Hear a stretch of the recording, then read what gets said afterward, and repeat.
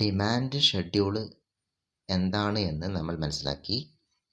Next demand curve, ചോദന വക്രം എന്ന് വെച്ചാൽ ഡിമാൻഡ് ഷെഡ്യൂളിനെ ഗ്രാഫ് രൂപത്തിൽ അവതരിപ്പിക്കുന്നതാണ് ഡിമാൻഡ് കർവ്.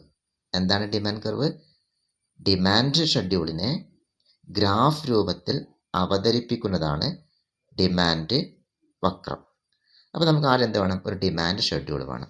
ഓക്കെ, ഇവിടെ ഒരു ഡിമാൻഡ് ഷെഡ്യൂൾ നൽകിയിട്ടുണ്ട്. ഫസ്റ്റ് കോളത്തിൽ price 10, 20, 30, 40, 50. Second column demand, quantity demand 5, 4, 3, 2, 1. ഇതിൻ്റെ കർവ് വരക്കണം. ഇതാണ് ഡിമാൻഡ് ഷെഡ്യൂൾ. ഇതിനെ ഗ്രാഫ് രൂപത്തിലേക്ക് നമ്മൾ മാറ്റണം. അപ്പോൾ ലഭിക്കുന്ന കർവിനെ വിളിക്കുന്ന പേരാണ് ഡിമാൻഡ് കർവ്.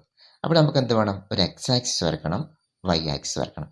നോക്കി, ഇവിടെ നോക്കിയേ, എക്സ് ആക്സിൽ വരച്ചിട്ടുണ്ട്, വൈ ആക്സിസ് വരച്ചിട്ടുണ്ട്. എക്സ് ആക്സിൽ ക്വാണ്ടിറ്റി ഡിമാൻഡ് അടയാളപ്പെടുത്തി, വൈ ആക്സിൽ പ്രൈസ് വില അടയാളപ്പെടുത്തി. ഓക്കെ, ഇവിടെയൊക്കെ പിന്നെ എക്സ് ആക്സിൽ നോക്കിയേ 0, 1, 2, 3, 4, 5 എടുത്തു. അതൊക്കെ ഓരോ സെൻറ്റിമീറ്റർ വെച്ച് എടുത്ത്, സ്കെയിലിലെ ഓരോ സെൻറ്റിമീറ്റർ. അതുപോലെ വൈ ആക്സിൽ 10, 20, 30, 40, 50. അതും ഇവിടെ 1 സെൻറ്റിമീറ്റർ എന്ന് പറയുന്നത് 10 വെച്ചിട്ട് അവിടെ എടുത്തു അല്ലേ? നോക്കാം. പിന്നെ പ്രൈസ് നമ്മൾ എന്ത് ചെയ്തു? 10, 20, 30, 40, 50 ആയിട്ട് വൈ ആക്സിൽ അടയാളപ്പെടുത്തി. പിന്നെ ഡിമാൻഡ് 1, 2, 3, 4, 5 ആയിട്ട് എക്സ് ആക്സിലും അടയാളപ്പെടുത്തി. ഇനി നോക്കിയേ, ഫസ്റ്റ് നോക്കിയേ, പ്രൈസ് 10 ആകുമ്പോൾ ഡിമാൻഡ് 5. പ്രൈസ് 10 ആകുമ്പോൾ ഡിമാൻഡ് 5. അപ്പോൾ പ്രൈസ് വൈ ആക്സിൽ നോക്കി, ഡിമാൻഡ് എക്സ് ആക്സിൽ നോക്കി. അങ്ങനെ നോക്കുമ്പോൾ അടയാളപ്പെടുത്തിയ പോയിൻ്റാണിത്. ഓക്കെ, ഇനി നോക്കി അടുത്ത ഏതാ? പ്രൈസ് 20, വൈ ആക്സിൽ നോക്കി, അപ്പോൾ ഡിമാൻഡ് 4, അത് എക്സ് ആക്സിൽ നോക്കുക. ഇവിടെ കണ്ട് രണ്ട് കണക്റ്റ് ആകുന്ന ഒരു പോയിന്റ് കിട്ടി. എക്സ് ആക്സിൽ നോക്കേണ്ടത് ഡിമാൻഡാണ്, അത് 4 ആണ്. വൈ ആക്സിൽ പ്രൈസാണ് നോക്കേണ്ടത്, അത് 20 ആണ്. ഓക്കെ, ഇതുപോലെ എന്ത് ചെയ്യണം? ഓരോന്നും നമ്മൾ അടയാളപ്പെടുത്തണം.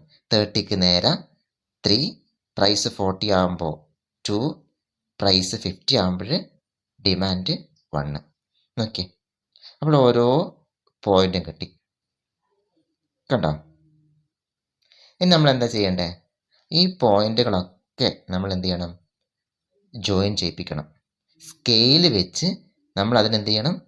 യോജിപ്പിക്കണം. ഓരോ പോയിന്റും നമ്മൾ സ്കെയിൽ വെച്ച് യോജിപ്പിക്കാം. അങ്ങനെ സ്കെയിൽ വെച്ച് യോജിപ്പിക്കുമ്പോൾ ഒരു കർവ് കിട്ടും, ഒരു വക്രം കിട്ടുന്ന ഇതേപോലെ കാണുന്ന ഒരു കർവ് കിട്ടും.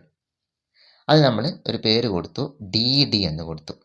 ഇതാണ് ഡിമാൻഡ് വക്രം. ഓക്കെ, നമ്മൾ ടേബിൾ തന്നു, ഒരു ഡിമാൻഡ് ഷെഡ്യൂൾ ഉണ്ട്. ആ ഡിമാൻഡ് ഷെഡ്യൂൾ നമ്മളൊരു കർവിലേക്ക് മാറ്റി. ആ കർവിനെ വിളിക്കുന്ന പേരാണ് ഡിമാൻഡ് കർവ്, ഡിമാൻഡ് വക്രം, ചോദന വക്രം എന്നൊക്കെ പറയും. അപ്പോഴെന്താ ഡിമാൻഡ് കർവ്? ഡിമാൻഡ് വക്രം എന്ന് വെച്ചാൽ എന്താ? ഡിമാൻഡ് ഷെഡ്യൂളിനെ ഗ്രാഫ് രൂപത്തിൽ അവതരിപ്പിക്കുന്നതാണ് ഡിമാൻഡ് വക്രം.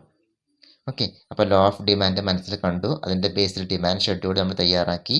ആ ഡിമാൻഡ് ഷെഡ്യൂളിൻ്റെ ബേസിൽ നമ്മൾ കർവ് വരച്ചു. എക്സ് ആക്സിൽ എപ്പോഴും ഡിമാൻഡ് എന്താ അടയാളപ്പെടുത്തുക? ക്വാണ്ടിറ്റി ഡിമാൻഡും. വൈ ആക്സിൽ എപ്പോഴും പ്രൈസും വിലയുമാണ് അടയാളപ്പെടുത്തേണ്ടത്. പിന്നെ ഓരോ ഇത് നോക്കി, പ്രൈസിൻ്റെ വൈ ആക്സിൽ നോക്കി, പിന്നെ ഡിമാൻഡിൻ്റെ അളവ് എക്സ് ആക്സിൽ നോക്കി, അങ്ങനെ ഓരോ പോയിന്റ് കിട്ടി. ആ പോയിൻ്റൊക്കെ യോജിപ്പിച്ച് എന്ത് കിട്ടും? ഡിമാൻഡ് കർവ് കിട്ടും. ഓക്കെ, ഇങ്ങനെയാണ് ഡിമാൻഡ് കർവ് വരക്കാം, ചോദന വക്രം വരക്കാം. അപ്പോൾ എന്താണ് ചോദന വക്രം? Demand curve. ഡിമാൻഡ് കർവ് എന്ന് വെച്ചാൽ ഡിമാൻഡ് ഷെഡ്യൂളിനെ ഗ്രാഫ് രൂപത്തിൽ അവതരിപ്പിക്കുന്നതാണ് ഡിമാൻഡ് വക്രം. ഡിമാൻഡ് കർവ് എന്ന് പറയുന്നത് എന്താണ്? ഡിമാൻഡ് വക്രം ഡിമാൻഡ് ഷെഡ്യൂളിനെ ഗ്രാഫ് രൂപത്തിൽ അവതരിപ്പിക്കുന്നതാണ് ഡിമാൻഡ് കർവ്, ഡിമാൻഡ് വക്രം എന്ന് പറയുന്നത്. ഓക്കെ, മനസ്സിലാക്കി വെക്കാം.